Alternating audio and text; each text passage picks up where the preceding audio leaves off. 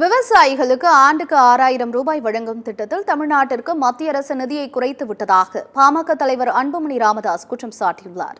திருவண்ணாமலையில் தமிழ்நாடு உழவர் பேர் இயக்கத்தின் சார்பில் வருகின்ற டிசம்பர் 21ஆம் தேதி உழவர் மாநாடு திருவண்ணாமலையில் நடைபெறவுள்ளது. இதன் ஏற்பாடுகளை பார்வையிட்ட பின்னர் செய்தியாளர்களை சந்தித்த அன்புமணி, நெல்லுக்கு குறைந்தபட்ச ஆதார விலை ஒரு குவிண்டாலுக்கு 3500 ரூபாய் தர வேண்டும் என்று குறிப்பிட்டுள்ளார். விவசாயிகள் தாங்கள் பயிரிடும் பூக்கள், காய்கறிகள், பழ வகைகள் போன்றவற்றுக்கு விலை நிர்ணயம் செய்ய மத்திய மாநில அரசுகள் இணைந்து செயல்பட வேண்டும் என்றும் அவர் கேட்டுக் கொண்டார்.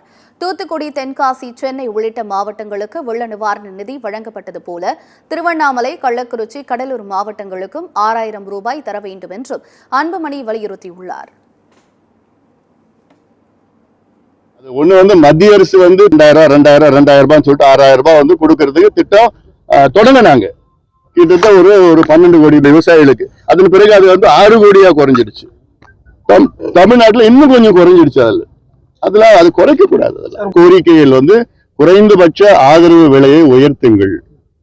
கரும்புக்கு 5000 ரூபாய் ஒரு டன்னுக்கு, நெல்லுக்கு 3500 ரூபாய் ஒரு குவிண்டாலுக்கு 100 கிலோ.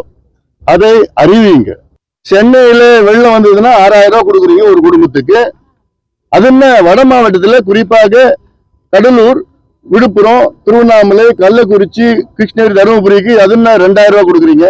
என்ன பாரபட்சம் அது? சென்னைக்கு ஒரு நீதி, கடலூருக்கு ஒரு நீதி, திருவண்ணாமலைக்கு ஒரு நீதியா?